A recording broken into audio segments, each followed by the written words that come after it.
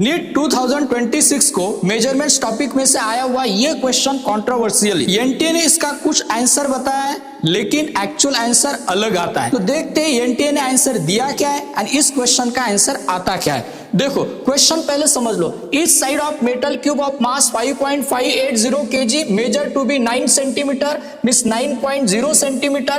Keeping the significant figures in view, the density of material of the cube can be best expressed as x into 10 cube kilogram per cubic metre.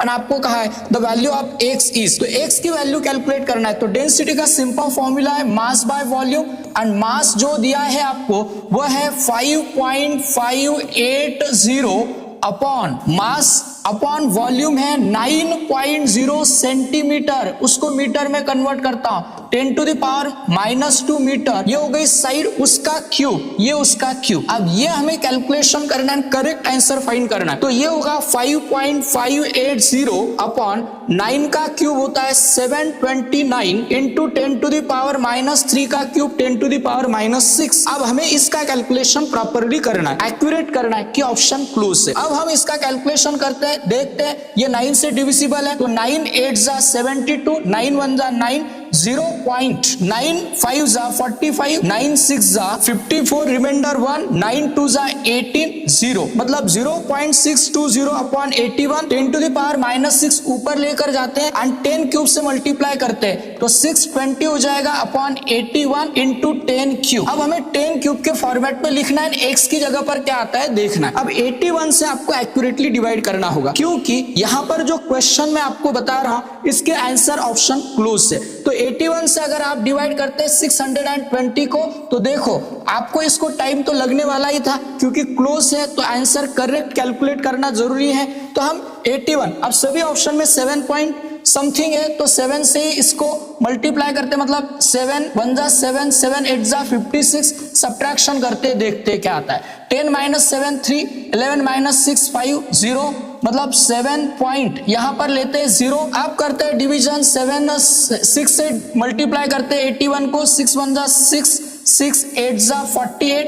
Calculation कर रहा हूं मैं जानबूझकर 10 6 4, 12 8 4 और reminder यहां पर होगा 44, 0 ले लेते हैं 5 से और डिवाइड करते हैं मतलब 81 5 जा 5 1 जा 5, 5 8 जा 40। इसका कैलकुलेशन करते हैं तो यहां पर आएगा 10 5 5, 4 -0 तो 3 -0 ये 3 एंड एक और 0 4 से डिविजिबल ही मतलब 81 4 जा करेंगे तो इससे स्मॉल आंसर आएगा मतलब 7.654 है। बट 7.654 आंसर नहीं होगा क्योंकि हमें सिग्निफिकेंट फिगर्स कंसिडर करने हैं। सिग्निफिकेंट फिगर्स क्या है, रूल जरा रूल समझ लो कि दो जो नंबर से जिनका आप डिवीजन कर रहे हैं उनमें नंबर ऑफ सिग्निफिकेंट फिगर्स देखो।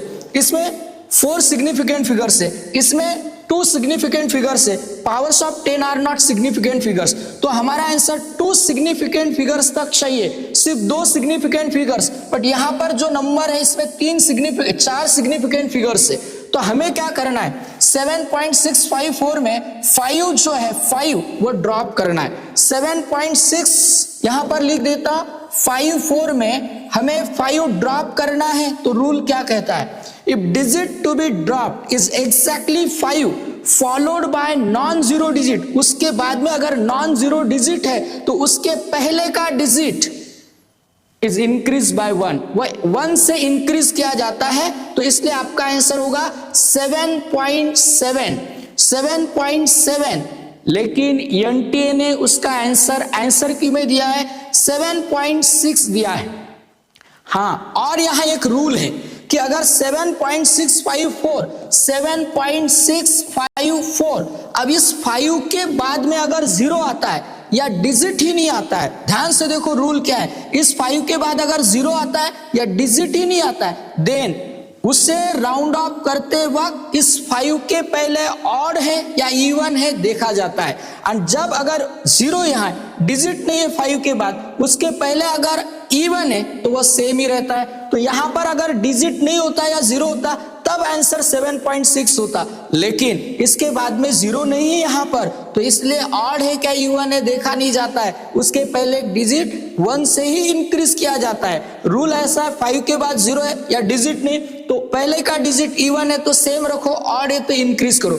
बट डिजिट 5 के बाद में अगर नॉन जीरो है तो उस वक्त बिना देखे हुए ऑड इवन देखे हुए पहले का डिजिट उसको 1 से इंक्रीज किया जाता है।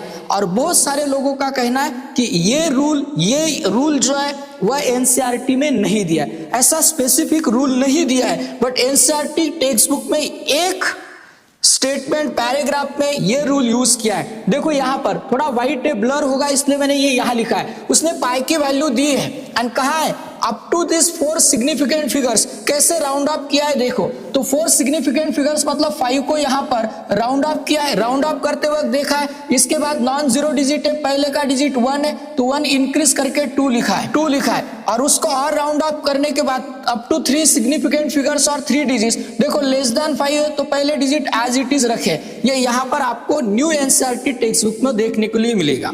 तो ये है इस कंट्रोवर्शियल क्वेश्चन का आंसर जो नीट 2026 एनटीए ने दिया है 7.6, बट एक्चुअली आपका आंसर आता है 7.7। ये करेक्ट आंसर है। तो देखते हैं क्लेम करने के बाद इसका आंसर जो है आपको 7.7 देते हैं नहीं।